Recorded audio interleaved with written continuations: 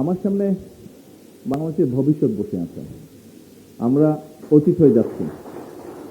তো আমি যেহেতু অতীত হয়ে যাচ্ছি আস্তে আস্তে আমি ভবিষ্যতের কাছে জানতে চাই। অতীত নিয়ে কথা বলে লাভ নেই। অতীত নিয়ে কথা বললে তো আমরা এগোতে পারবো না, আমাদেরকে ভবিষ্যৎ নিয়ে আলাপ করতে হবে। তো আমার মনে হয় আমি যত না বলতে চাই তার থেকে বেশি আমি আপনাদের কাছ থেকে শুনতে এবং জানতে চাই। তো আপনাদের পক্ষ থেকে শুরু হোক আলোচনাটা।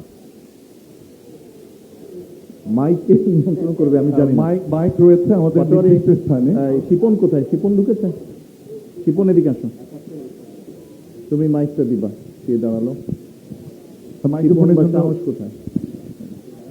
সাহস তুমি আসো। আমাদের 6 জন নির্ধারণ করা আছে মাইক্রোফোন দেওয়ার জন্য। তারপর সাউন্ড 6 জন নির্ধারিত না, অনির্ধারিত দিতে হবে না, আমি থাকতে হবে। ওপেন থাকতে হবে। মানে ভিসি সাহেব আপনি বলে দিতে পারেন কার কাছে মাইক দেবে।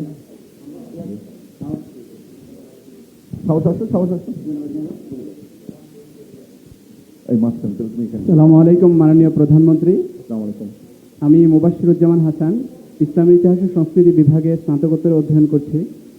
মাননীয় প্রধানমন্ত্রী, আমাদের ঢাকা বিশ্ববিদ্যালয়ের কেন্দ্রীয় লাইব্রেরি এবং আমাদের প্রত্যেকটি হলে রিডিং রুমে আমাদের একটি সিট নেওয়ার জন্য আমাদের প্রায় প্রতিদিনই যুদ্ধ করতে হয়, কিন্তু শত পরিশ্রম এবং যুদ্ধের পরেও আমরা আমাদের যে স্বপ্নগুলো আছে সেই স্বপ্নগুলো যথাযথভাবে বাস্তবায়ন করতে পারছি না। আমাদের পর্যাপ্ত কর্মসংস্থান এবং আমাদের প্রশ্ন ফাঁস, ডিভাইস পার্টি এবং কিছু কিছু ক্ষেত্রে স্বজনপ্রীতি, এই বিষয়গুলোর কারণে মাননীয় প্রধানমন্ত্রী আপনার কাছে আমার জানতে ইচ্ছুক আমাদের পর্যাপ্ত কর্মসংস্থান এবং আমাদের সরকারি চাকরির ক্ষেত্রে যে অনিয়মগুলো আছে সেগুলো নিরসনে আপনার সরকার এবং আপনার পরিকল্পনা কি। মাননীয় প্রধানমন্ত্রী, সম্পর্ক হিসেবে আরেকটি যিনি জানতে চাচ্ছি সেটা হচ্ছে আমার দেশের বাড়ি কুমিল্লা। মাননীয় প্রধানমন্ত্রী, আমাদের অনেক প্রত্যাশিত একটি বিষয় যে কুমিল্লা বিভাগ নিয়ে হচ্ছে আপনার সরকারের কোনো পরিকল্পনা। ধন্যবাদ মাননীয় প্রধানমন্ত্রী। আপনার নামটা কি বলেছিলেন? মাননীয় প্রধানমন্ত্রী মুবাশশিরুজ্জামান হাসান। মুবাশশির।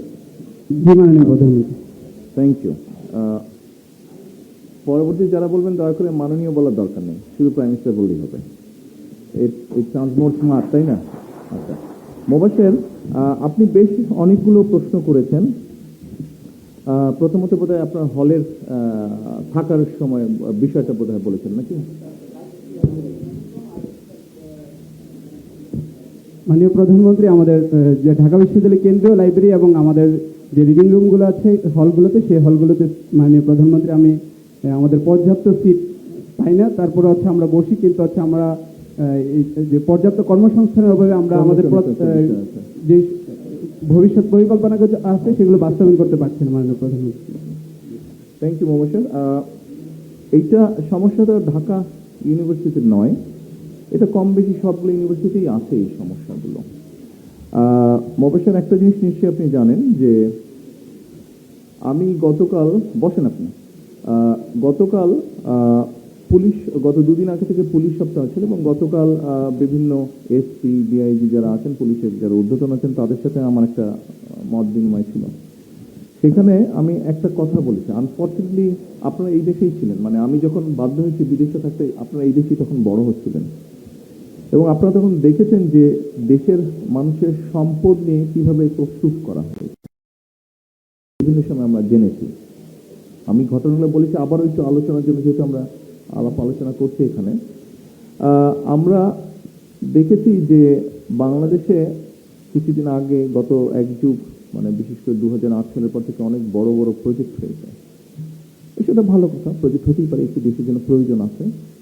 কিন্তু সবচেয়ে আনফর্চুনেট যেটা ব্যাপার হলো, যেমন রূপপুর যেটা হয়েছে, নিউক্লিয়ার পাওয়ার। আপনি হয়তো ভাবতে পারেন যে আপনার এই সিটের সাথে এটার কি সম্পর্ক আছে, আমি সেখানে আসছি। রূপপুর পাওয়ার আপনারাও জানেন, অনেকেই হয়তো জানেন, সবাই না জানেন, যে আমাদের পার্শ্ববর্তী দেশ ইন্ডিয়াতে সিমিলার সর্ট অফ একটা পাওয়ার স্টেশন হয়েছে। খুব সম্ভবত তারা এবার 14,000 কোটি টাকা, 14 থেকে 15,000 কোটি টাকার মধ্যে সেটা করেছে তারা। আনফর্চুনেটলি আমাদের এটার খরচ পড়ছে 96,000 কোটি টাকা, 3 গুণ বেশি খরচ পড়ছে, মানে আরো বিভিন্ন খরচ হচ্ছে এগুলো নিয়ে। এখন আপনি চিন্তা করে দেখেন এই টাকাটা কিন্তু আপনারা যারা এখানে উপস্থিত আছেন, আমরা যারা এখানে সকলে এই ঘরে উপস্থিত আছি, প্রত্যেকটা মানুষের কাঁধের উপরে কিন্তু এই বোঝাটা এসে পড়েছে।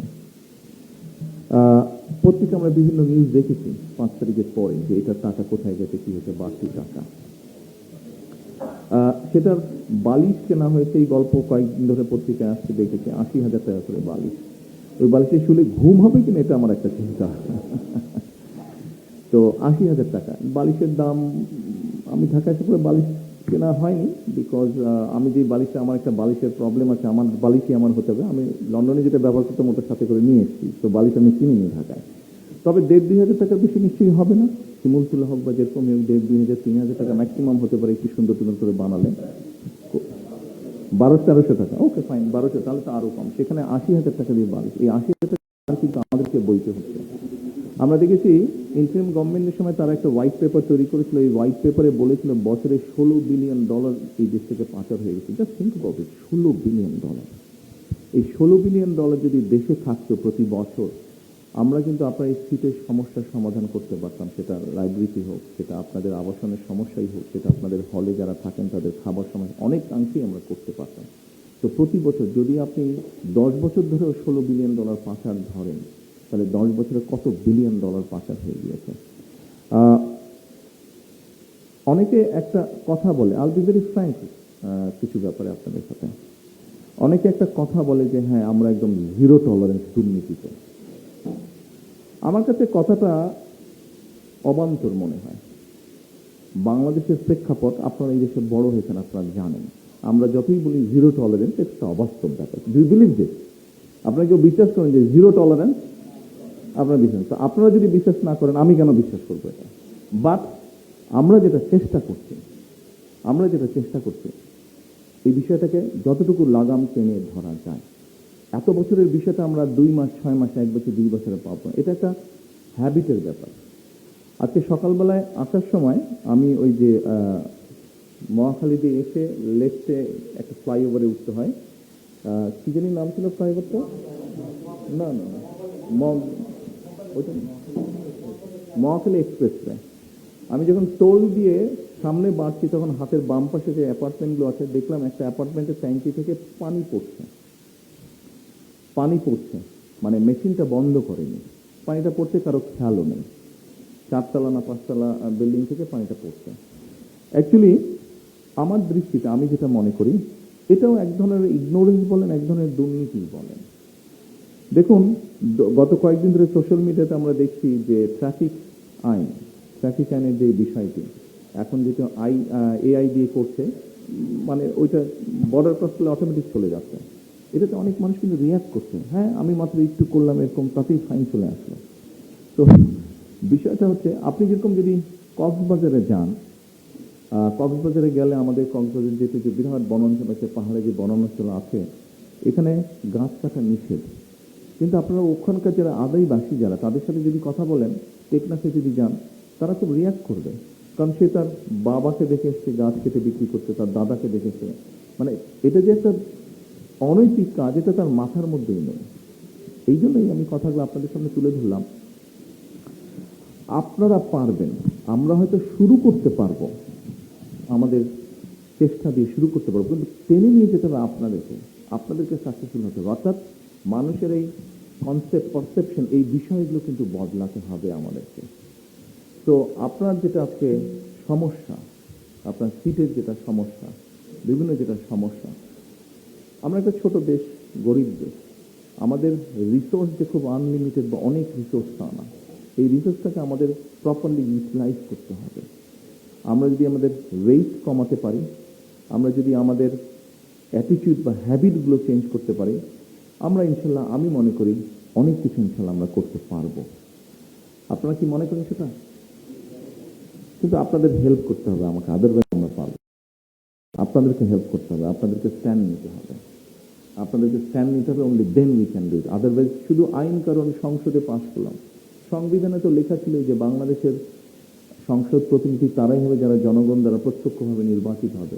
2014, 18, 24 কি তা হয়েছে? সংবিধানে তো লেখা ছিল।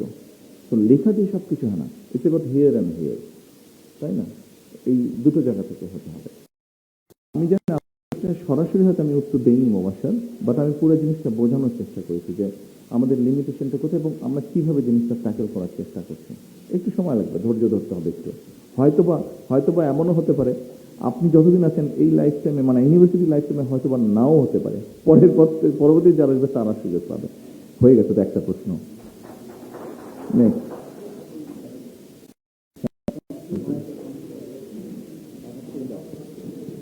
আসসালামু আলাইকুম মাননীয় প্রধানমন্ত্রী। প্লিজ। আসসালামু আলাইকুম প্রধানমন্ত্রী, আমি Mohammad Mahib Alam Prince, applied chemistry and chemical engineering department third ইয়ারে পড়াশোনা করছি। মাননীয় প্রধানমন্ত্রী, আমার কোশ্চেনটা আমার ডিপার্টমেন্ট রিলেটেড একটু, যেহেতু আমি অ্যাপ্লাইড কেমিস্ট্রি নিয়ে পড়াশোনা করছি আমি সেক্ষেত্রে তো আর্টসের স্টুডেন্ট, অ্যাপ্লাইড কেমিস্ট্রি। আমি একটু একটা পরিকল্পনা জানাতে চাই আপনাকে এই আচ্ছা, সম্পর্কিত। যে আমরা দেখতে পাই আমাদের দেশে একটা মেজর প্রবলেম যে আমরা আমদানি নির্ভরশীলতা কেমিক্যালগুলোর প্রতি। যেমন ফার্মাসিউটিক্যাল যে কেমিক্যালগুলো আছে এর মধ্যে এপিআইটা পুরোপুরি আমদানি নির্ভর, এবং এর পাশাপাশি অন্যান্য অনেক ইন্টারমিডিয়েট কেমিক্যাল আছে যেগুলো পুরোপুরি আমরা আমদানি উপর নির্ভর হয়ে আছি।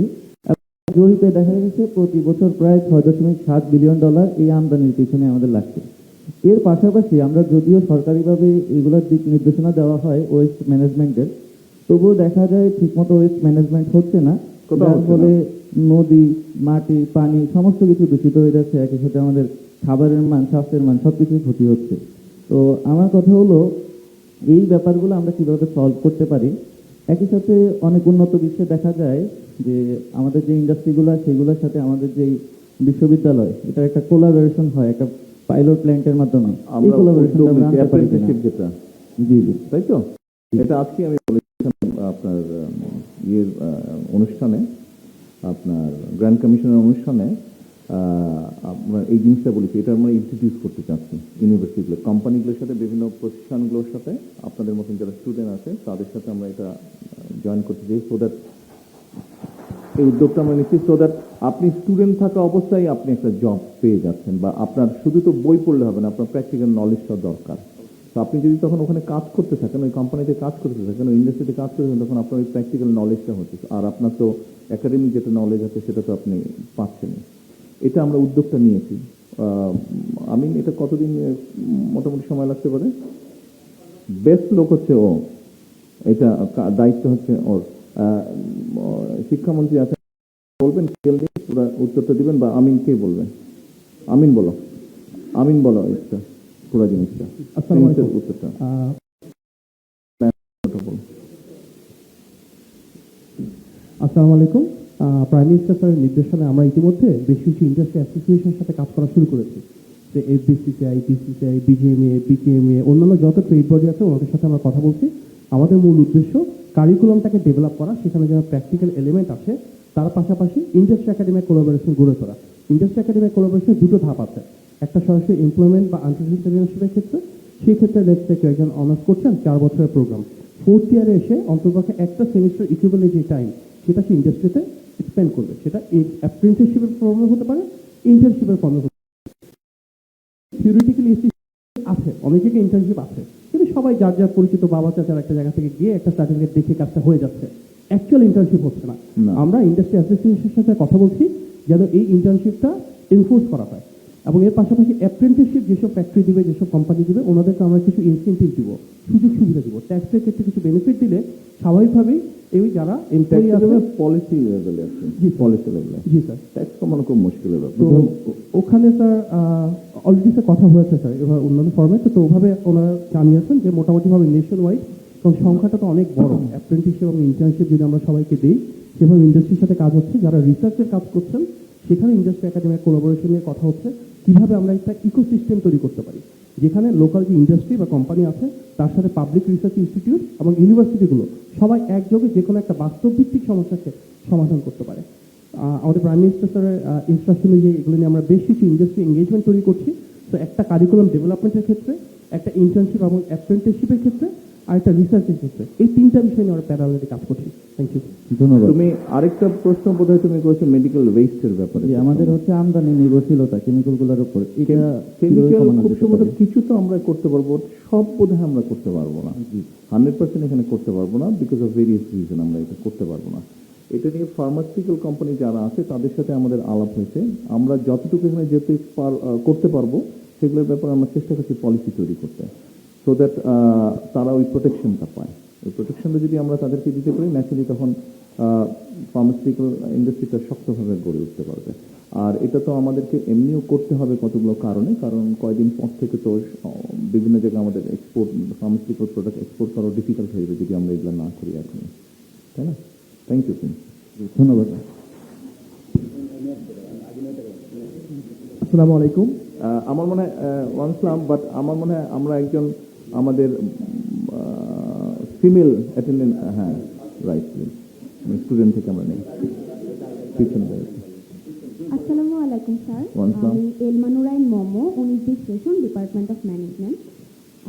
স্যার, প্রথমত আমি একটু কৃতজ্ঞতা প্রকাশ করতে চাই যে আমি নিজের ক্যাম্পাসে দাঁড়িয়ে প্রধানমন্ত্রী স্যারের কাছে আমার কনসার্নগুলো শেয়ার করতে পারছি। স্যার, আমি এখন মাস্টার্স করছি এবং থিসিস করছি। আমার শুরু থেকেই গবেষণায় অনেক আগ্রহ ছিল, তবে আমি ঢাকা ভার্সিটিতে, এটা তো আমরা সবাই জানি যে এটা one of the most influential universities, বা সবচেয়ে ভালো হিসাবে হয়তো বা কনসিডার করা হয় অনেক সময়।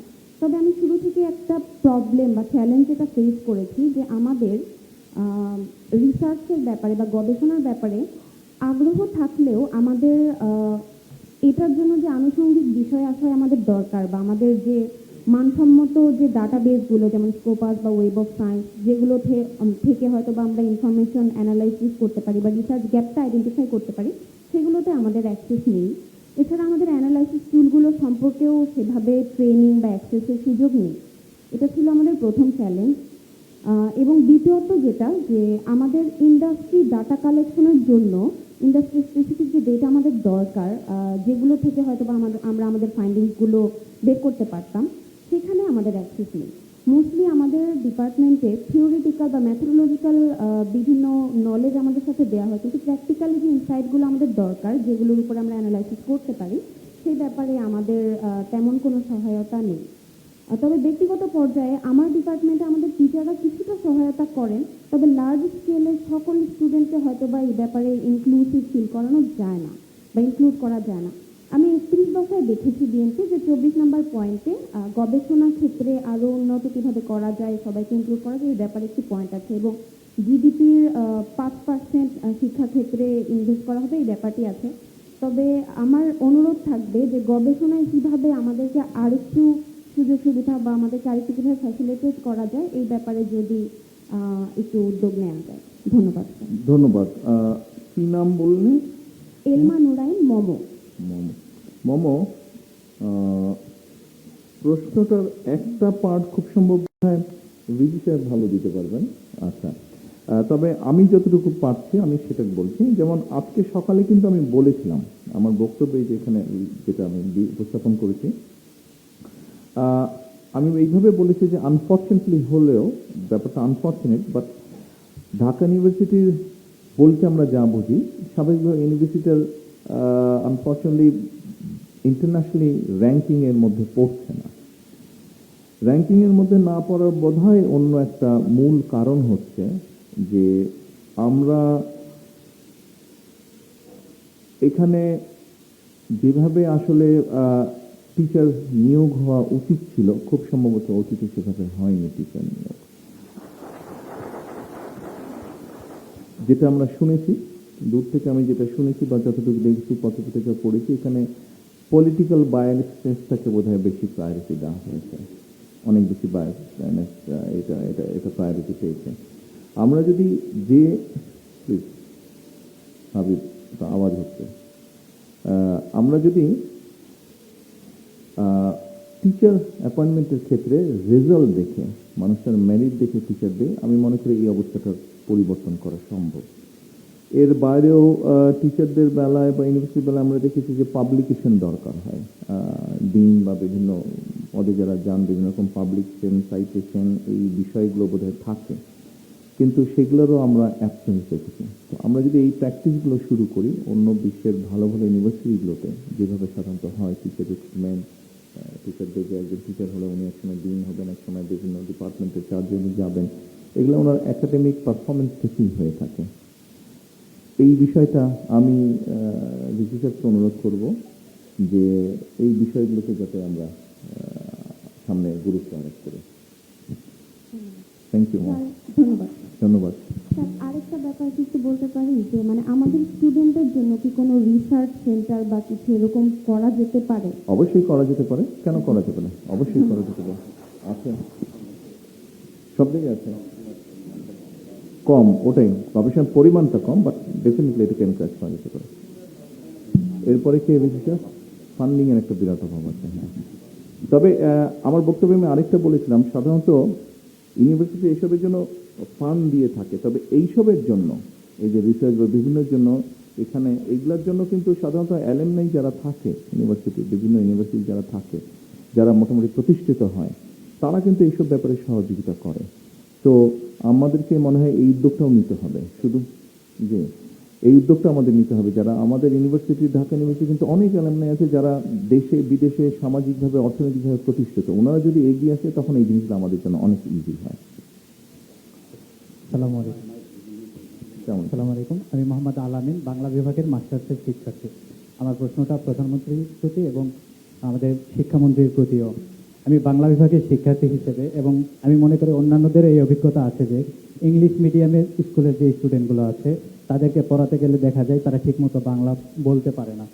তা আমি জানি না পৃথিবীর আর কোনো দেশে এরকম আছে কি না যে কোনো দেশের মাতৃভাষা এবং রাষ্ট্রভাষা যেটা ফার্স্ট ল্যাঙ্গুয়েজ বা প্রধান ভাষা, এটা বাদ দিয়ে সেকেন্ড ল্যাঙ্গুয়েজ বা অন্য কোনো ভাষাতে পড়াচ্ছে বা পড়ছে এর মাধ্যমে, এবং তারা নিজের ভাষা যেটা মাতৃভাষা এটাও ঠিকমতো এরা বলতে বা পড়তে পারে না, তাদের সব কিছু ইংরেজিতে।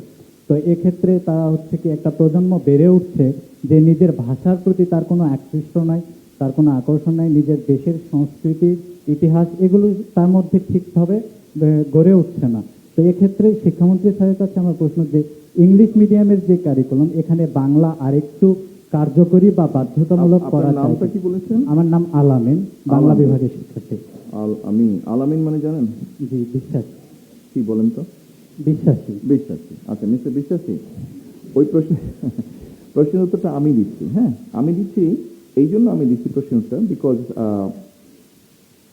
আমার ব্যক্তি জীবনের বিষয়টা আছে।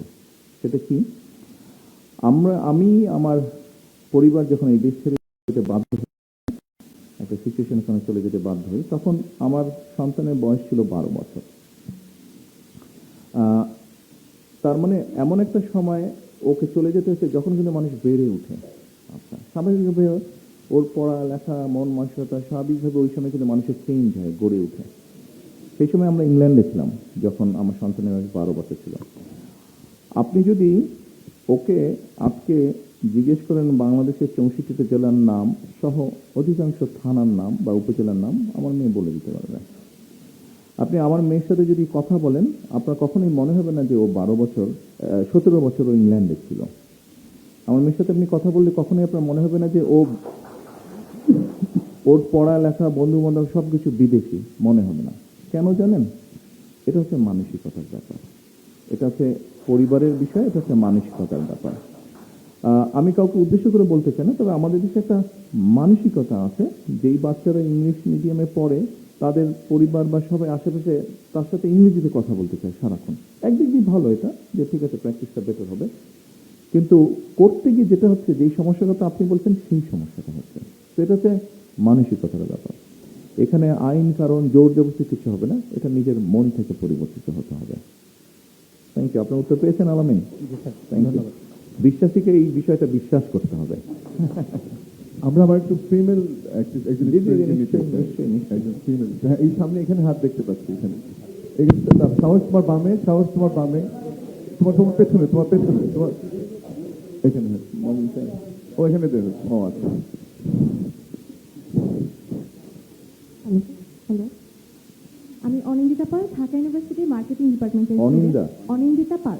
আচ্ছা, আমি প্রথমেই স্যারকে ধন্যবাদ জানাতে চাই, কৃতজ্ঞতা প্রকাশ করতে চাই আমাদেরকে এরকম একটা প্ল্যাটফর্মে কথা বলার সুযোগ করে দেওয়ার জন্য। তো আমার প্রশ্নটা হচ্ছে, আমরা জানি যে বর্তমানে প্রতিযোগিতামূলক বিশ্বে টিকে থাকার জন্য ডেমোগ্রাফিক ডিভিডেন্ডের বিকল্প নেই।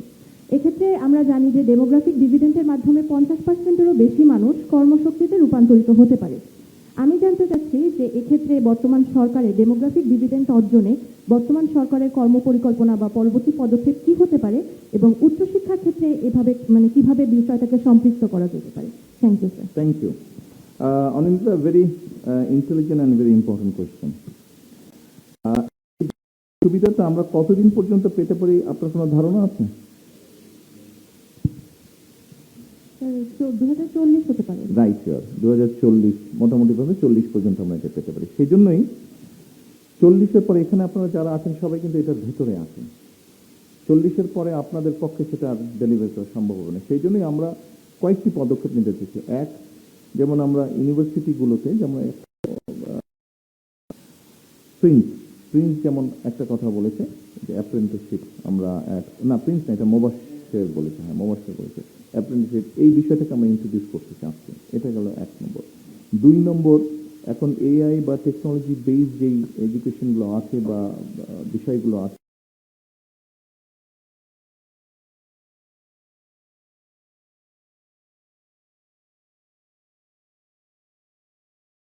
সো দ্যাট আপনারা বা ইয়াং জেনারেশন বা বাংলাদেশে যারা আপনার ভবিষ্যৎ, তারা যাতে এইগুলোতে আপনার ইকুইপড হতে পারেন। এটার পাশাপাশি আপনি যদি দেখেন আমাদের এখানে আনফর্চুনেটলি যারা এডুকেটেড, ওয়েল এডুকেটেড, এই ক্লাসটাতে কিন্তু বেকারের সংখ্যা বেশি এবং সেই জন্যই আমরা এই বিষয়গুলোকে ইন্ট্রোডিউস করতে চাচ্ছি সো দ্যাট আপনাদের মতন যারা আছে আপনাদের ভিতর থেকে যাতে বেকারের সংখ্যাটা কমে যায়। একদম 0 হয়তো হবে না, বাট কমে আসতে পারে।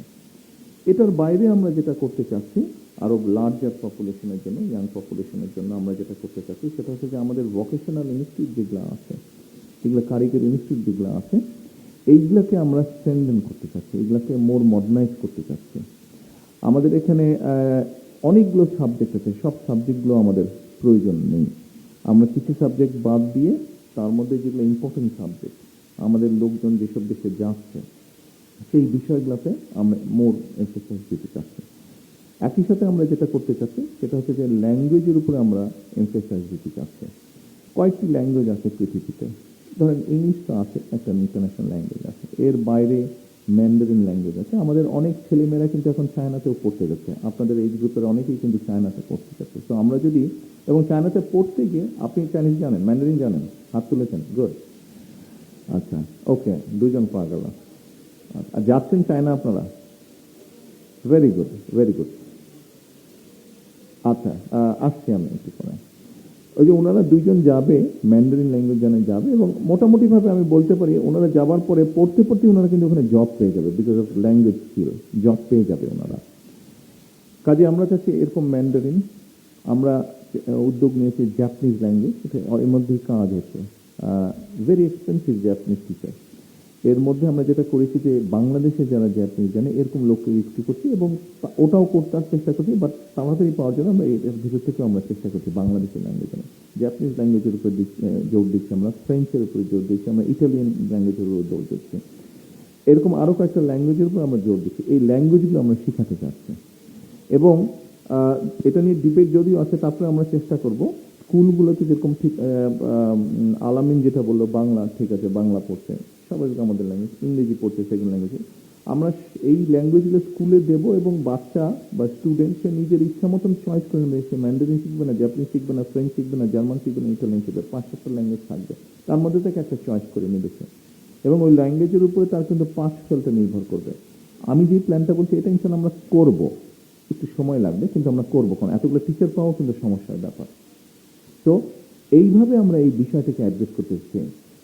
যারা এডুকেটেড ক্লাস আপনারা আছেন তাদের আমরা ইনস্টিটিউশনগুলোতে বিভিন্ন সাবজেক্টগুলোকে ইন্ট্রোডিউস করে এবং একই সাথে এই ধরনের রিলেটেড যেগুলো বিজনেস হাউস আছে তাদের সাথে রিলেট করবো, সো দ্যাট আপনি স্টুডেন্ট অবস্থাতেই যাতে আপনি চাকরি পাচ্ছেন বা চাকরি করতে গিয়ে আপনি যেগুলো প্র্যাকটিক্যালি ফেস করবেন সেগুলো যাতে আপনি শিখে নিতে পারেন। একই সাথে ল্যাঙ্গুয়েজ এবং ভোকেশনাল কোর্স, এইভাবে পুরো জিনিসটাকে আমরা সাজানোর চেষ্টা করছি, সো দ্যাট ওই 2040 পর্যন্ত যে ডিভিডেন্ড সুবিধা সেটা যাতে, ডেমোগ্রাফিক সুবিধা সেটা যাতে আমরা নিতে পারি। আমি উত্তর দিতে পেরেছি? Thank you. আপনি করতে পারেন, কিন্তু অনেকে আছে আপনাকে যদি ছাড় দেয় আপনি প্রশ্ন করেন, একদম পেছনের দিকে আমরা একটু যাই, ওদিকে নেওয়া হয়নি, একটু মাইক্রো পেছনে যিনি আছেন আমাদের। আচ্ছা, আমাদের ম্যান্ডারিন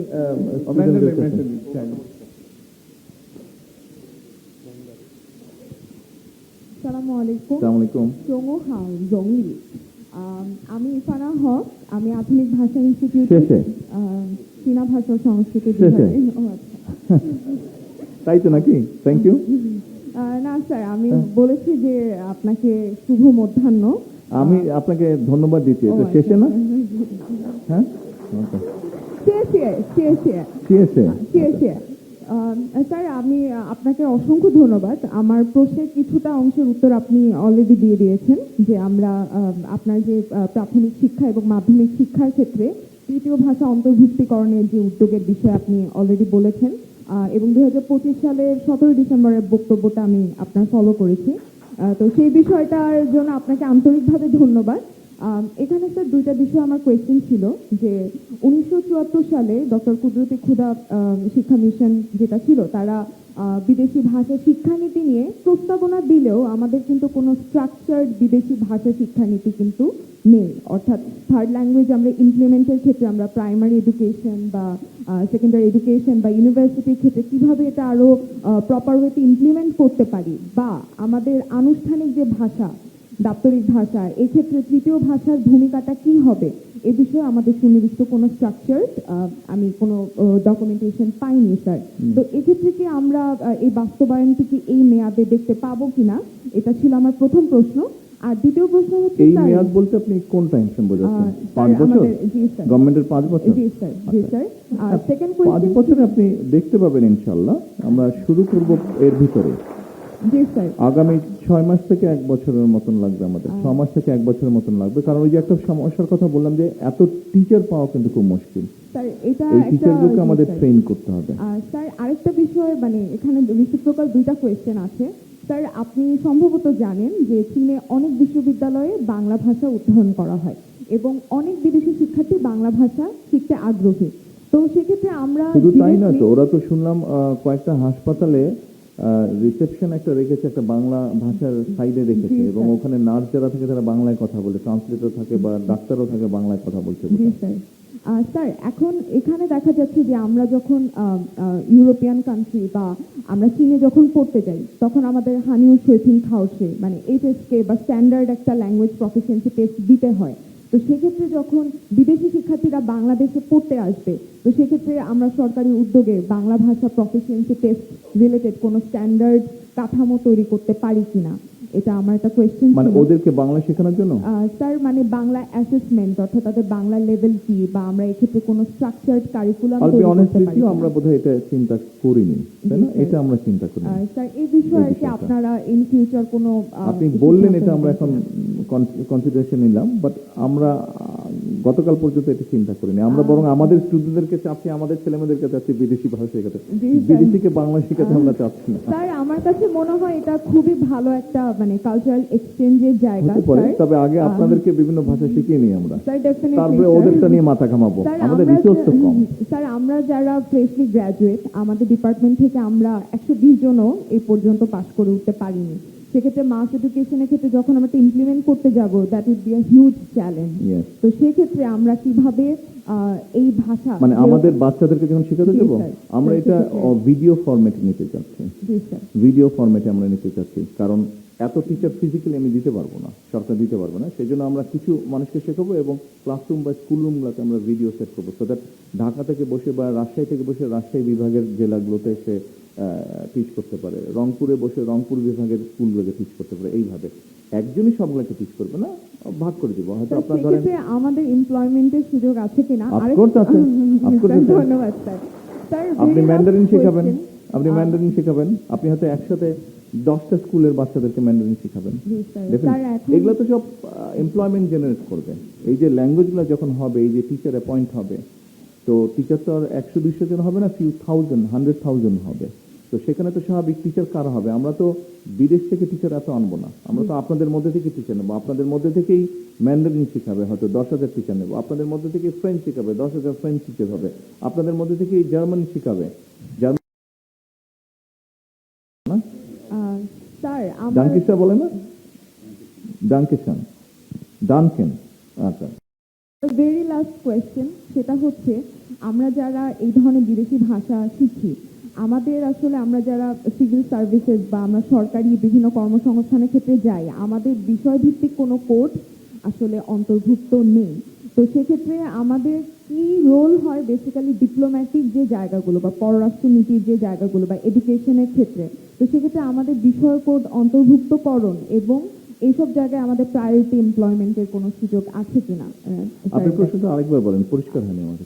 স্যার, আমাদের বেসিক্যালি আমরা যখন সিভিল সার্ভিসেসের জন্য অ্যাপ্লাই করতে যাই, সকল বিষয়ে কিছু বিষয়ভিত্তিক কোড থাকে।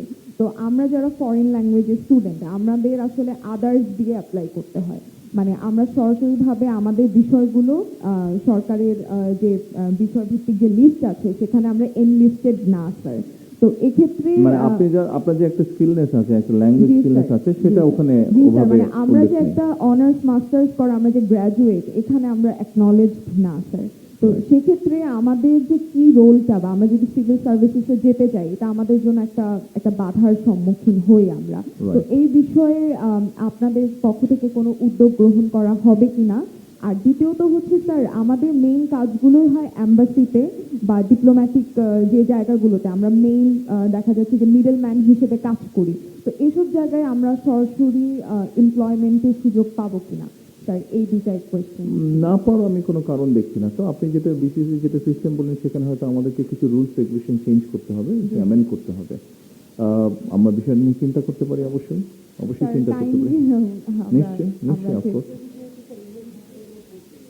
Sorry, thank you sir. ইংরেজি ভাষার উপরে স্যার, দুঃখের বিষয় হচ্ছে ইংরেজি ভাষারও কোনো কোড নেই আর কি। মানে এটা আমার জানা ছিল না, আপনার কথা থেকে আমি বুঝতে পারলাম, আপনার কথা থেকে এবং আপনার কলিগের কথা থেকে বুঝতে পারলাম। এটা নিয়ে আমরা ডেফিনেটলি এটা আমরা অ্যাড্রেস করবো। আমি Thank একটু you. সবিনে একটা অনুরোধ জানাতে চাই আপনাদেরকে। আপনারা অনেক শিক্ষার্থী এখানে আছেন, 1.5 শতাধিক। সম্পূরক প্রশ্ন না করা এবং একটি প্রশ্ন করা, যেন অন্যরা প্রশ্ন করার সুযোগ পায়।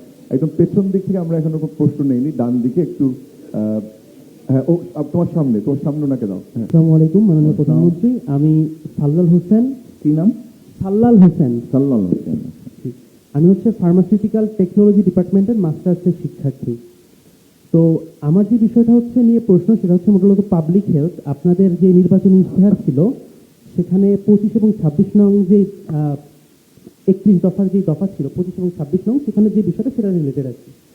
বিষয়টা হচ্ছে এরকম, আমাদের যখন ট্রিপস চুক্তি থেকে বেরোয় যাব অথবা আমরা এলডিসি গ্র্যাজুয়েশন হব, তখন আমাদের প্যাটেন্ট করা ওষুধ ইউজ করতে গেলে তার প্যাটেন্ট ফিটা পরিশোধ করতে হবে। এখন আমাদের দেশে ফার্মাসিউটিক্যাল ইন্ডাস্ট্রির জন্য কিন্তু এটা কোনো সমস্যা না।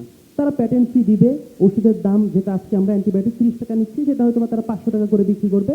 মানে দিন শেষে টাকাগুলো কিন্তু আমাদের যারা সাধারণ জনগণ রয়েছে তাদের পকেট থেকে যাবে। এখানে ফার্মাসিউটিক্যাল ইন্ডাস্ট্রির কিচ্ছু হবে না, তারা যেই টাকা দিয়ে কিনে আনবে তার থেকে একটু বেশি দামে বিক্রি করবে। তো এইখানে আমরা এই ফার্মাসি, আরেকটা জিনিস হচ্ছে আমাদের এই র ম্যাটেরিয়ালসের সাপ্লাই চেইন নিয়ে আমরা দেখি হচ্ছে যে যুদ্ধ করে হচ্ছে ইসরায়েল এবং ইরান, কিন্তু তার ভুক্তভোগী হচ্ছে বাংলাদেশের সাধারণ মানুষ। তারা তেল পাচ্ছে না এই হরমুজ প্রণালী বন্ধ হয়ে যাওয়ার কারণে। তো এটা কিন্তু আসলে একটা খুবই কনসার্ন, মানে সমস্যা হচ্ছে বিশ্বে, তার ভুক্তভোগী হচ্ছে আমাদের বাংলাদেশের সাধারণ জনগণ। বাংলাদেশ না, পৃথিবীর সব দেশই মোটামুটি ভুক্তভোগী। না, আমি তো বাংলাদেশের কনসার্ন নিয়ে কথা বলছি আর কি। অনেক দেশ তো আপনার এমার্জেন্সি দিয়েছিল, হ্যাঁ, অনেক দেশ বন্ধ করেছিল। আমরা আলহামদুলিল্লাহ সেই পরিস্থিতিতে যেতে হয়নি আমাদের, উই কুড ম্যানেজ ইট। তো আমাদের আরেকটা জিনিস হচ্ছে র ম্যাটেরিয়ালের যে সাপ্লাই চেইন, সেটা কিন্তু আমরা ভারত এবং চীনের উপর অনেক বেশি ডিপেন্ডেন্ট, কেমিক্যালসের উপর। জি, তো এই জায়গাগুলো থেকে আসলে আমরা কিভাবে উন্নত করতে পারি, আমরা অ্যাক্টিভলি কিভাবে হচ্ছে আমাদের ফার্মাসিউটিক্যাল ইন্ডাস্ট্রিগুলোকে আরো বেশি ইনভলভ করতে এটা পারি। সেকেন্ড প্রশ্নটার উত্তর বোধহয় হ্যাঁ, প্রিন্ট করেছিল, ওখানে মোটামুটি ভাবে মনে হয় কিছুটা হলো দিয়েছিলাম আমি। আর আরেকটা জিনিস হচ্ছে আমাদের হেলথ কেয়ারে আমি আবারও বিনীত হবে অনুরোধ জানাচ্ছি যে প্রত্যেক শিক্ষার্থী একটি করে প্রশ্ন করে আমরা, তাহলে সবাই সুযোগ পাবো। একটু এই দিক থেকে র মেটেরিয়াল সব আমরা আনতে পারবো না, যেটা আমি আগেও বলেছি, পারবো না আমরা, সেটা আমাদের ওখানে এই নোহাউটা নেই বা সম্ভব হবে না, বাট যতটুকু সম্ভব হয় সেটা আমরা এখানে গ্রো করার চেষ্টা করছি।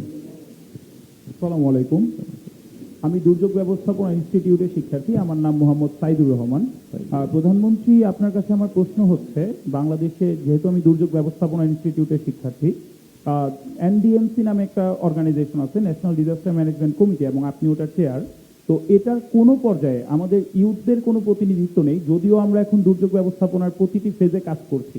তো ওইখানে হচ্ছে গিয়ে ইউথদের কোনো রিপ্রেজেন্টেটিভকে যুক্ত করা যায় কিনা, এবং মানে একই সাথে রিপ্রেজেন্টেটিভ কিভাবে যুক্ত হবে এবং কি কাজ থাকবে তার একটু যদি খুলে বলেন। আচ্ছা, এনডিএমসির যে কার্যধারাগুলো থাকে, দুর্যোগ প্রশমন, দুর্যোগ ঝুঁকি প্রতিরোধ, এই পর্যায়গুলোতে যখন হচ্ছে গিয়ে সাজেশন পর্যায়ে কাজগুলো হয়, ওই জায়গাতে আমরা আমাদের মতামতটা যদি ব্যক্ত করতে পারি। হ্যাঁ, অ্যাজ মানে অ্যাজ কি হিসাবে আপনি কিভাবে কি হিসাবে? আচ্ছা, ওইখানে যেমন আমরা যারা হচ্ছে দুর্যোগ ব্যবস্থাপনা ইনস্টিটিউটে শিক্ষার্থী আছি, তারা যেমন ত্রাণের সময় আমরা দেখি যে ঢাকা থেকে সবাই হই হুল্লোড় করে একটা পিকনিকের মতো অবস্থা করতে যায়। আমাদেরকে যদি ওইখানে যুক্ত করা হয়, তাহলে আমরা দুর্যোগ ব্যবস্থাপনা মন্ত্রণালয়ের সাথে সংযুক্ত হয়ে কিভাবে এই কার্যক্রমটাকে স্ট্রাকচার করা যায়, আমরা ওই রকমের একটা রূপরেখা দিতে পারি, এবং গভর্নমেন্ট হচ্ছে ওইটার উপর কাজ করে দেন একটা ফাইনাল ভার্সন দাঁড় করাতে পারে। এই সমস্ত জায়গায় আমরা মূলত আমাদের মতামতটা দিতে চাচ্ছিলাম। এবং এনডিএমসির একেবারে ওয়ার্ড লেভেল পর্যন্ত যে কমিটিগুলো আছে, অনেকে জানিই না তারা এই কমিটির সদস্য। আমি ব্যক্তিগত পর্যায়ে যখন গবেষণার কাজে ছিলাম তখনও এগুলো দেখেছি। তো স্কুল পর্যায়ে আমরা কোনো স্কুল ডিজাস্টার ম্যানেজমেন্ট কমিটি গঠন করতে পারি কিনা, যেইখানে বাচ্চাদেরকে ছোটবেলা থেকেই দুর্যোগ ব্যবস্থাপনা নিয়ে শেখানো হবে। ধন্যবাদ। কিছুদিন আগে আমি বসেছিলাম এই মন্ত্রণালয় থেকে নিয়ে, আমরা জোর দিয়েছিলাম বেশি আপনার ভূমিকম্পের উপরে, যে হঠাৎ যদি ভূমিকম্প হয় আমরা কিভাবে ম্যানেজ করব সেই জিনিসটাকে, ওইটা যে যদি ভেঙে টেঙে পড়ে যে ডেব্রিসগুলো এগুলো কিভাবে আমরা সরাবো, কোথায় কোথায় কি ইকুইপমেন্ট আছে। আনফর্চুনেটলি কিছু বললেই সব কিছু কিনতে চাই জিনিস, সরকারি পয়সা দিয়ে শুধু কিনতে চাই, এটা কিনতে হবে, ওটা কিনতে হবে, সেটা কিনতে হবে। তো যাই হোক, সেটা আমরা অন্যভাবে ম্যানেজ করছি। আমরা যে বলছি যে এখানে তো অনেক কনস্ট্রাকশন কোম্পানি আছে, তাদের কাছে কি আছে দেখেন আপনারা আগে, তাহলে তো আপনি কেনার পরিমাণটা কমে যাচ্ছে। এটা গেল এক নম্বর। দ্বিতীয়ত হচ্ছে যে ভলেন্টিয়ার, অর্থাৎ কারা কাজ করবে, তাদের কিছু ভলেন্টিয়ার আছে, আমরা আরো ভলেন্টিয়ার ট্রেন করার আমরা চিন্তা ভাবনা করছি, পরিকল্পনার মধ্যেই আমরা সাজিয়েছি কিভাবে এই জিনিসটাকে অ্যাডজাস্ট করা যায়। কোস্টাল বেল্টে তাদের বেশ কিছু ভলেন্টিয়ার আছে, probably you know this, but Dhaka শহর বা যেসব জায়গায় এরকম ডিজাস্টার হতে পারে সেখানে তেমন নেই। আমরা বিএনসিসি, বয় স্কাউট, গার্লস গাইড সহ এদেরকে কিভাবে এটার ভিতরে নিয়ে আসতে পারি সেই জিনিসটা ওয়ার্কআউট করা হচ্ছে অলরেডি। আপনি যেটা বললেন যে ঠিক আছে, তারা একটা কোনো ম্যানেজমেন্ট করতে হলে একটা রিসার্চ যদি তৈরি করে, তাহলে ইউনিভার্সিটি কেন দিবে না? দুর্যোগ ব্যবস্থাপনা না, তবে অন্য 2-3টা মিনিস্ট্রিকে এরকম বিষয় আসার পর আমি বলেছি যে ইউনিভার্সিটিতে এই ধরনের রিসার্চ উইং থাকার কথা, এই ডিপার্টমেন্ট তো আছে, যে রিসার্চ উইং থাকার কথা। আপনারা ইউনিভার্সিটিকে, ঢাকা ইউনিভার্সিটিকে বলেন যে তারা রিসার্চ করে আমাদেরকে পেপার প্রেজেন্ট করুক। একটা কালচারটা নেই আমাদের দেশে, কালচারটা নেই, এটা তো মনে হয় আপনি জানেন। এটা আমরা চেষ্টা করছি, 2-3টা মিনিস্ট্রিকে অলরেডি বলা হয়েছে তাদের কিছু ব্যাপারে। আমি বলছি যে ইউনিভার্সিটির সাথে কথা বলেন, তাদের সেই ডিপার্টমেন্ট আছে, রিসার্চ করে আমাদেরকে বলুক একটা। আমরা কালচারটা চেষ্টা করছি শুরু করতে। তো মনে হয় আপনি কিছুদিন পরে হয়তো একটা ভালো সংবাদ পেলেও পেতে পারেন। Thank you. এই ডান দিকে হ্যালো, এটা নিয়ে নিই, এই এরিয়াটা থেকে আপনার প্রশ্ন নিয়ে আসতে। প্রাইম মিনিস্টার আসসালামু আলাইকুম। আসসালামু আলাইকুম। আমি শাকির আলিম। আমি বর্তমানে 4র্থ বর্ষে পড়ছি থিয়েটার অ্যান্ড পারফরমেন্স স্টাডিজ বিভাগে। স্যার, আপনার কাছে আমার যে প্রশ্ন, যেমন আমার বিভাগের একটা স্পেশাল সেগমেন্ট, যেমন theatre and performance studies. Theatre and performance studies, আমার বিভাগটা পারফরমেন্স স্টাডিজকে অনেক গুরুত্ব দেয়, এবং আমার বিভাগের মতো আরও যারা বিভাগ রয়েছে, ডান্স, মিউজিক, আমার অনেক বন্ধু বান্ধব সহপাঠী রয়েছে। তো আমাদের স্যার যেরকম আমার আপনার কাছে যে প্রশ্নটা, যেমন স্যার আমাদের মতো এরকম পারফরমেটিভ স্টাডিজ যারা করছে, অনার্স করছে, প্রতি বছর অনেক স্নাতক মানে পাশ করে বের হচ্ছে, তো এদেরকে আপনি যেমন বলেছিলেন রেইনবো নেশন ভিত্তিক সামনে প্লুরালিস্টিক রাষ্ট্র গঠন, এই যে এরকম ক্রিয়েটিভ হিউম্যান রিসোর্স, আপনার গভর্নমেন্টের প্ল্যানটা কি? পাশাপাশি যেমন আমি প্রথম বর্ষ থেকে যে সংগঠন করেছি বাংলাদেশ জাতীয়তাবাদী ছাত্র দল, ঢাকা বিশ্ববিদ্যালয়, আমি এখন এই সংগঠনের সহ নাট্য বিষয় সম্পাদকের দায়িত্ব পালন করছি। তো আমার জন্য এটা একটা মানে আপনার কাছে প্রশ্ন, যেমন আমাদের মতো এরকম ক্রিয়েটিভ হিউম্যান রিসোর্সকে সামনের দিনে আপনার গভর্নমেন্টের আমাদের নিয়ে প্ল্যান যদি আমাদের সাথে একটু শেয়ার করেন। আলিম, থ্যাংক ইউ। আমার কাছে মনে হয় যে একটা জেনারেশনের ভিতরে যদি একটা জাতির ভিতরে, জেনারেশন না, একটা জাতির মধ্যে, নেশনের মধ্যে যদি কালচার না থাকে আমরা আগাতে পারবো। আমরা একটা কালচার থাকতে হবে। এবং আমাদের বাংলাদেশ কিন্তু বহু বছর, হাজার বছরের পুরনো কালচার আছে। আমরা যেরকম একটু আগে ল্যাঙ্গুয়েজের প্রশ্ন এসেছিল, আমি যেরকম বললাম যে স্কুলে আমরা থার্ড ল্যাঙ্গুয়েজ, সেকেন্ড ল্যাঙ্গুয়েজ বা থার্ড ল্যাঙ্গুয়েজ পর্যন্ত আমরা ইন্ট্রোডিউস করতে চাচ্ছি। আমরা কালচারের ব্যাপারেও এরকম চিন্তা ভাবনা করেছি। ল্যাঙ্গুয়েজে যেরকম আমরা অনেক জব অপরচুনিটি তৈরি করতে পারবো, জব ক্রিয়েট করতে পারবো, ঠিক কালচারে আমরা এরকম করতে পারবো। তবে জব ক্রিয়েশনই শুধু এটার উদ্দেশ্য না। এটার উদ্দেশ্য হচ্ছে যে, যেমন ধরেন যেভাবে পুরো জিনিসটা সাজাতে চাইছে, একটা বাচ্চা স্কুলে ভর্তি হলো, প্রাইমারি স্কুলে, তাকে ক্লাস 5-6 থেকে, প্রাইমারির কিছু আছে একটু বড় হতে হবে, তো 5-6 থেকে না, ক্লাস 5-6 থেকে আমরা ল্যাঙ্গুয়েজে যে সব এগুলো কালচার এগুলো শুরু করেছি। 4 থেকে দিয়েছি। 4 ওটা কি ফাইনাল করেছে তোমরা? আচ্ছা, ক্লাস 4 থেকে আমরা জিনিসটা থেকে এইভাবে একদম ক্লাস 12 পর্যন্ত সাজাতে পেরেছি। তার মধ্যে ল্যাঙ্গুয়েজ থাকবে, তার মধ্যে মিউজিক, আর্ট, কালচার এগুলো থাকবে, তার মধ্যে স্পোর্টস থাকবে। খুব সংক্ষেপে হচ্ছে, আপনি যদি ধরেন your A boy of class 4, student of class 4, আপনি যদি এখন থেকে ক্লাস 12 পর্যন্ত আপনি যদি ভোকেশনাল, আপনাকে ওটা ডিপেন্ড করবে কোন ক্লাসে যাওয়ার পরে আপনি প্র্যাকটিক্যালটা করবেন, বাট কোন ক্লাস পর্যন্ত আপনি থিওরিটিক্যালটা করবেন বা বইপত্রে যেটা আছে সেটা করবেন। একই সাথে আপনি যদি মিউজিক বা আর্ট, অর্থাৎ আপনি একটা ইউনো হাউ টু সিং অথবা you know how to play music instrument, আপনি যদি একটা খেলায়, সে ফুটবল হোক, চেস হোক বা ভলিবল হোক, একটা খেলায় যদি আপনি ভালো হন, আপনার যদি একটা থার্ড ল্যাঙ্গুয়েজ জানা থাকে, আপনার মধ্যে যদি এই যে 4-5টা কোয়ালিটি যদি থাকে, আমি মনে করি না বাংলাদেশের কোনো ছেলে মেয়েকে কোনো পৃথিবীর কোনো দেশে কেউ আটকে রাখতে পারবে। আপনি কোনো না একটা জব পাবেন, ইউ ক্যান সার্ভাইভ।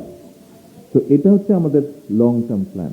আমরা কাজ শুরু করেছি, পেপার ওয়ার্কগুলো মোটামুটিভাবে আমরা ঠিক করে এনেছি। এখন আগামী 6 মাস, 1 বছর, 1.5 বছরের মধ্যে ইনশাল্লাহ আমরা আস্তে আস্তে এই কাজটা শুরু করে দিব। তো এইটা হচ্ছে আমাদের মেইন এম। তো আপনার যেই সাবজেক্ট থিয়েটার, আপনার মধ্যে অনেক বাচ্চা আছে স্কুলে পড়ে, তার ফ্যামিলি হয়তো এফোর্ড করতে পারে না, তার হয়তো গান শেখার ইচ্ছা, বাট ফ্যামিলি এফোর্ড করতে পারে না, তাকে রাষ্ট্র শেখাবে, সেই তাকে গান শেখার সুযোগ দেবে। একটা বাচ্চার হয়তো আর্ট করার ইচ্ছা, বাট আর্টের ব্যাপার স্যাপার, রং তুলি quite expensive, not all families in Bangladesh can afford that. কাজেই সেই চেষ্টা করবে তাকে সেই সুযোগটা তৈরি করার জন্য। একটা ছেলে স্পোর্টসেরটা অলরেডি আমরা শুরু করেছি, দেখেছেন নতুন করে স্পোর্টস শুরু হয়েছে, এটা আমরা স্কুল সিলেবাসে স্পোর্টসও নিয়ে আসবো। একটা বাচ্চার হয়তো ফুটবল খেলার খুব শখ, বাট পারে না। বাংলাদেশে একটা পারসেপশন হচ্ছে খেলতে গেলে এই দুষ্টু ছেলে, পড়ালেখা করে না, বাট এটাকেই আমরা চেঞ্জ করতে চাচ্ছি। স্পোর্টসে এনকারেজ দেওয়ার জন্য আমরা নতুন করে স্পোর্টস অলরেডি শুরু করেছি, কালচারটাও আছে, কিন্তু এই পুরো জিনিসটাকে আমরা স্কুলের ভিতরে নিয়ে আসতে চাচ্ছি। অর্থাৎ শুধু পড়বো কেন, শুধু তো পড়লে হবে না ভাই, পড়ার সাথে আমাকে খেলাধুলার মধ্যে থাকতে হবে, পড়ার সাথে আমাকে আর্ট অ্যান্ড কালচারের মধ্যে থাকতে হবে, পড়ার সাথে সাথে আমাকে অন্য বিষয়গুলো সম্পর্কেও জানতে হবে। ডিবেট আছে, ম্যাথ প্রতিযোগিতা আছে, সেটাও আমরা করতে চাইছি।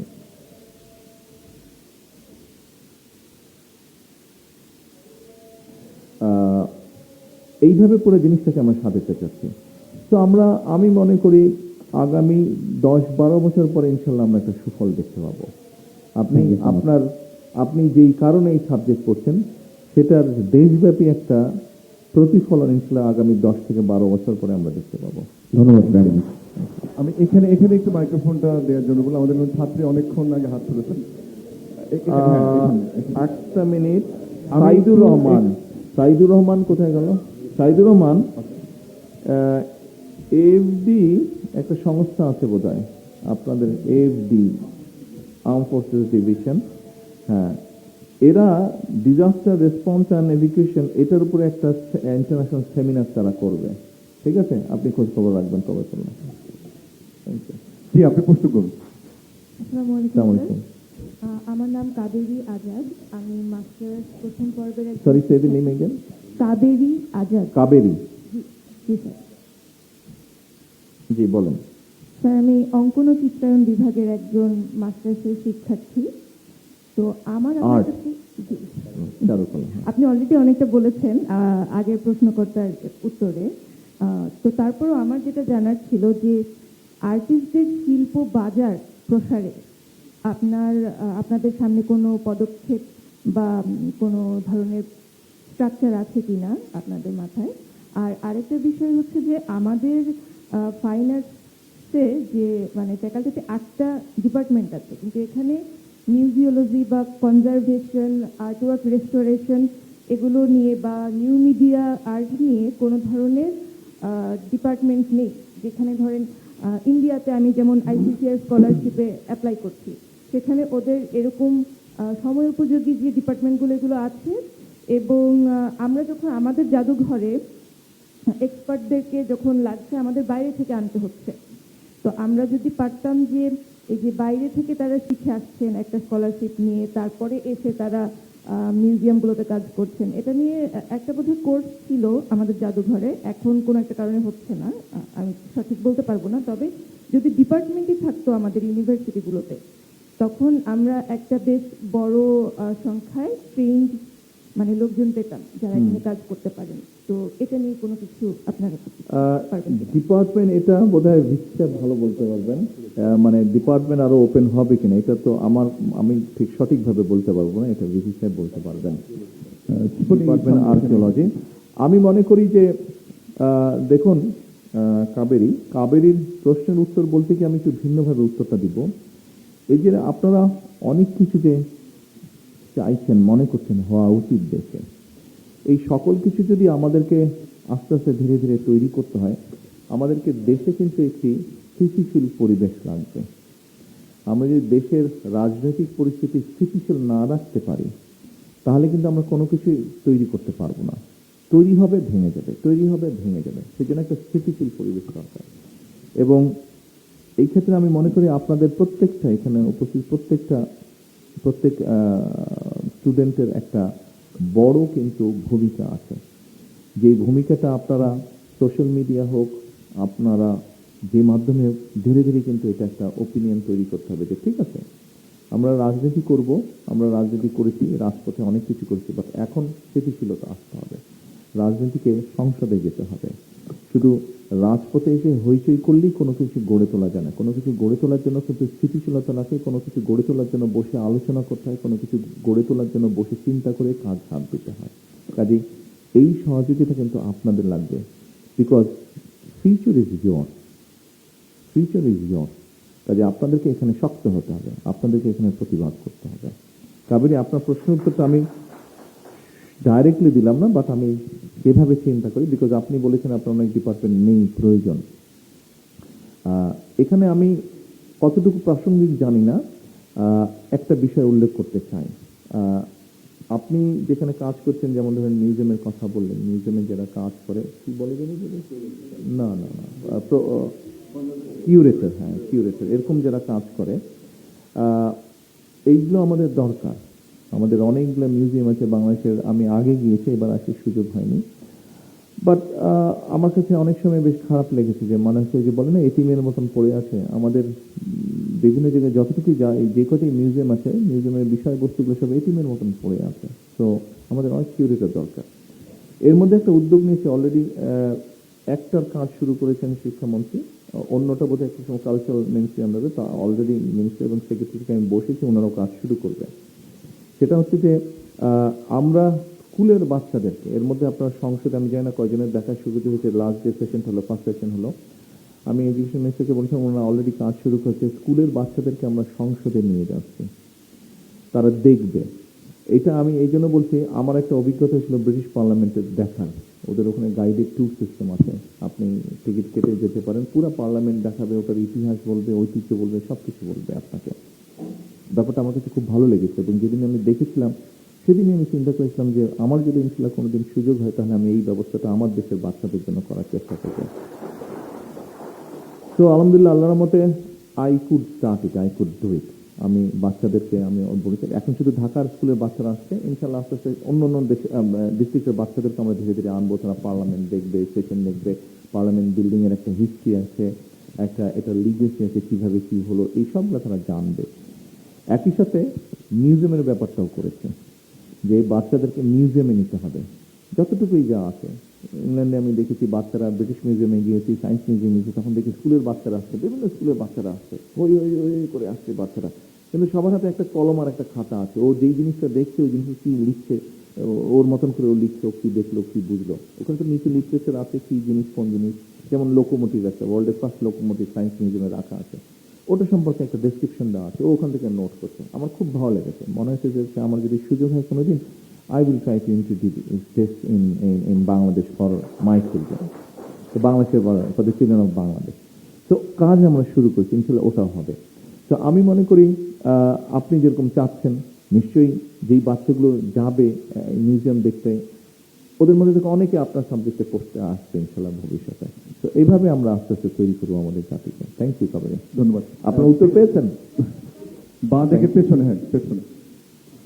আমি একটু অনুরোধ জানাবো যে আমরা একটু শৃঙ্খলাটা বজায় রাখি, সবার পক্ষে প্রশ্ন করা, সবার প্রশ্ন নিয়ে আসলে সম্ভব নয়, আর সংক্ষিপ্ত প্রশ্ন করি, তাহলে আমরা অনেক প্রশ্ন করার সুযোগ পাবো। আসসালামু আলাইকুম, আমার নাম সাফওয়াত ইশরাত। প্লিজ আগে বলুন। সাফওয়াত। সাফওয়াত। সাফওয়াত। আমি স্বাস্থ্য অর্থনীতি ইনস্টিটিউটে পড়াশোনা করছি, 3rd ইয়ারে। আমার কোয়েশ্চেনটা হচ্ছে, আপনাদের নির্বাচনী ইশতেহারে সবার জন্য স্বাস্থ্য এই নীতির ভিত্তিতে যুক্তরাজ্যের NHS এর আলোকে যে সর্বজনীন স্বাস্থ্য সেবার কথা বলা হয়েছে, তা বাস্তবায়নে আপনাদের ফিনান্সিয়াল, স্ট্রাকচারাল আর ম্যানেজমেন্ট ক্যাপাসিটি আছে কিনা, এই মুহূর্তে নেই। ক্যাপাসিটি বিল্ডিং এ বাংলাদেশ গভর্নমেন্ট নীতি করার কথা ভাবছে আসলে। সরি, ক্যাপিটাল বিল্ডিং এ, ক্যাপাসিটি বিল্ডিং এ। আচ্ছা, ঠিক আছে, ধন্যবাদ। দেখুন, পাশেই তো Dhaka medical college, Dhaka medical. Dhaka মেডিকেলে খুব সম্ভব সরকারি হিসাবে এটার এটা 1000 খানেকের মতন প্রতিদিন, না 2600 প্রতিদিন, 2600 বেড। আচ্ছা, 2600 বেড আছে। কতদিন প্রতিদিন কতজন হ্যান্ডেল করতে পারে ওটা ক্যাপাসিটি? 5000 হয়ে যায়।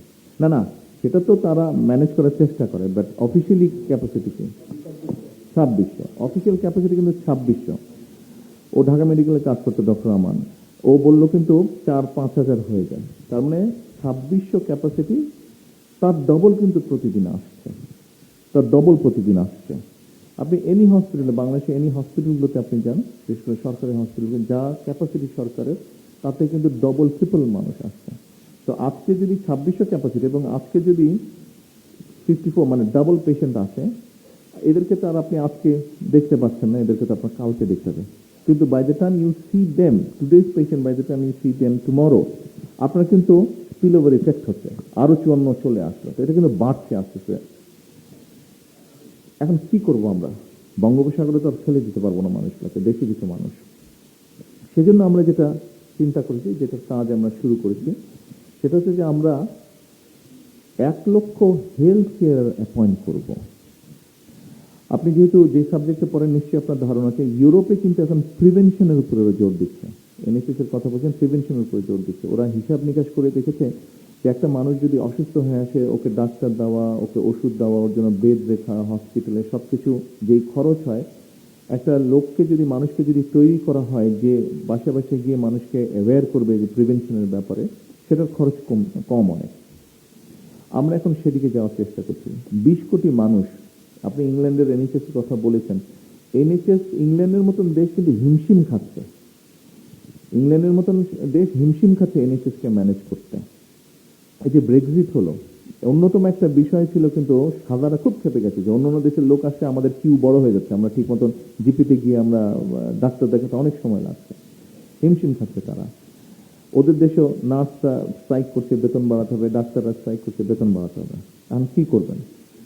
বেস্ট আছে, আমি আসছি। তো এখন আমাদের তাহলে কি করতে পারি আমরা? 20 কোটি মানুষ, আপনি সব মানুষকে যদি হেলথ ফ্যাসিলিটি দিতে চান, হেলথ কেয়ার করতে, ইম্পসিবল ব্যাপার। সৌদি আরবে সব তেলের খনি নিয়ে আসলে we can't manage it, it's very expensive. তো হোয়াট টু ডু? আচ্ছা, ঠিক আছে, আপনি যদি সুস্থ থাকেন, আপনি যদি অসুস্থই না হন, তাহলে আপনার ওষুধ কিনতে হচ্ছে না।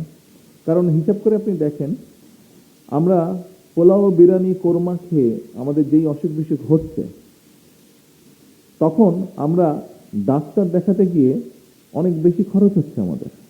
কিন্তু আপনি পোলাও কোরমা বিরিয়ানি যদি না খেয়ে স্বাভাবিক খাবার খান, হেলদি খাবার খান, একটু চিত্তের মতন খাবার খান, you can save lot of money কিন্তু, আর আপনি হেলদিও থাকছেন।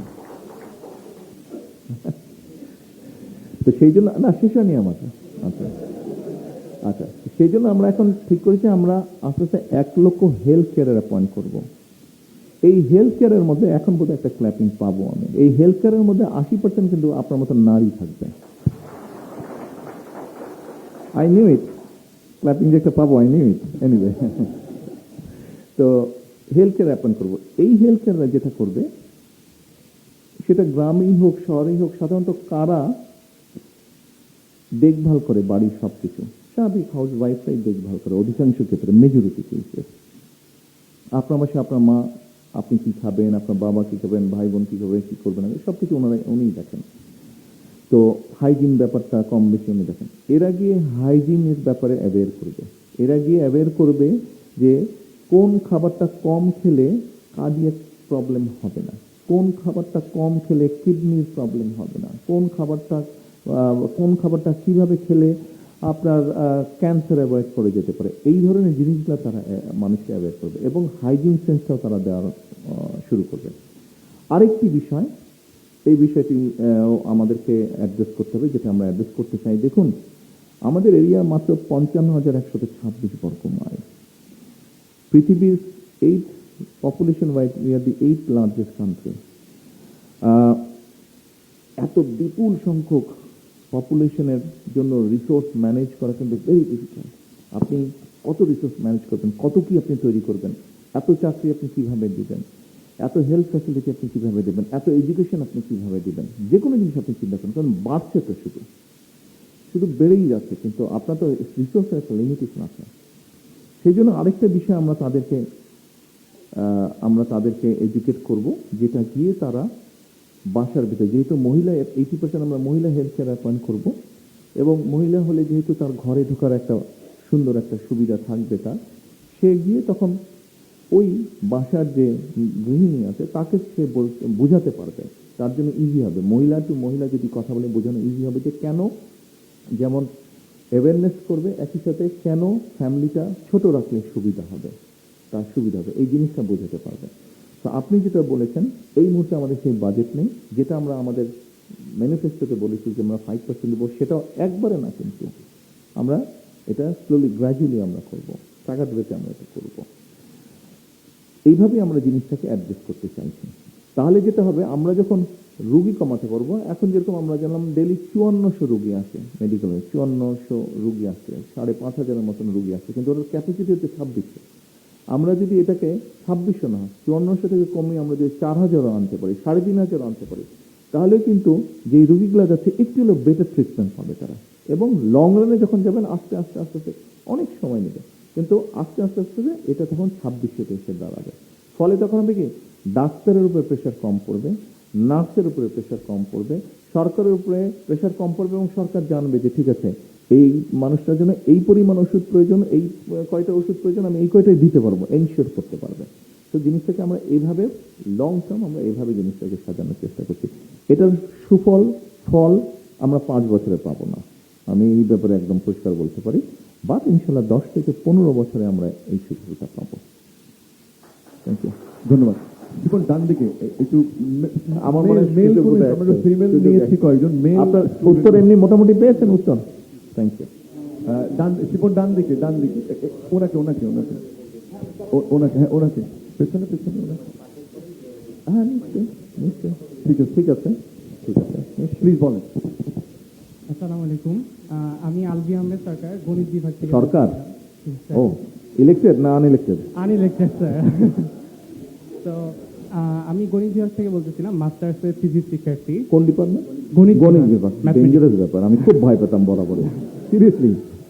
স্যার, আমরা গণিত বিভাগে যখন এপিডেমিওলজিক্যাল যে রিসার্চ করি, আমরা এপিডেমিওলজিক্যাল যে রিসার্চগুলো করি, ওখানে আমরা ম্যাথমেটিক্যাল মডেল যখন ডেভেলপ করি, তখন আমাদের যে জিনিসটা ফার্স্টে দরকার হয় সেটা হলো গিয়ে অ্যাভেলেবল ডাটা এবং ক্লিন ডাটা।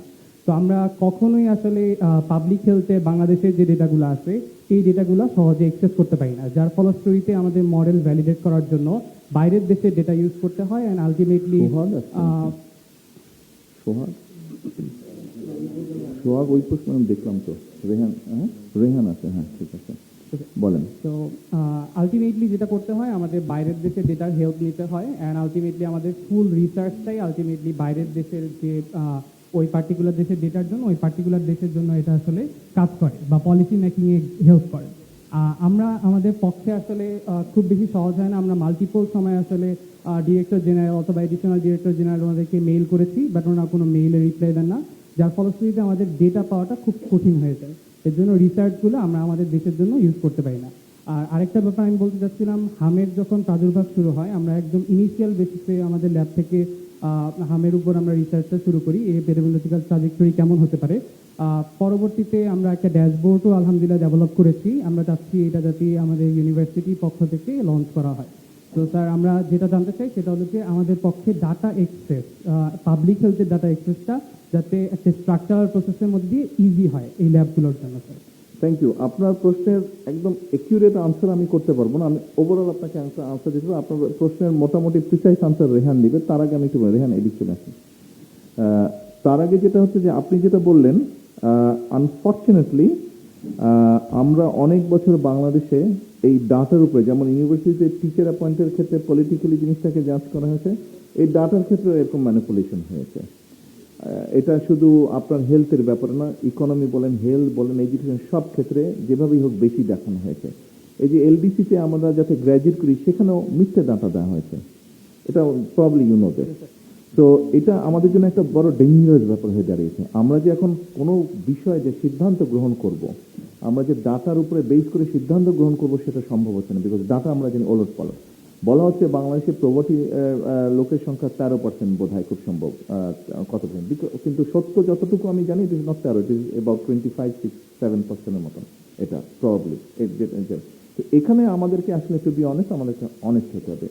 যেই ইনস্টিটিউশনগুলো কাজ করে তাদেরকে আসলে তাদের মতন করে কাজ করতে দিতে হবে। তাদের মতন করে কাজ করতে দিলে তখন আপনি সঠিক ডাটাগুলো আস্তে আস্তে পাবেন। আর ফরেন যেগুলো ইনস্টিটিউশন বললেন, যতটুকু আমি জানি ওরাও ক্ষেত্র বিশেষে এদের উপরে ডিপেন্ডেন্ট থাকে, ফলে ওদের ডাটা অনেক সময় ভুল হয়ে যাচ্ছে। তো এই একটা সমস্যা আছে।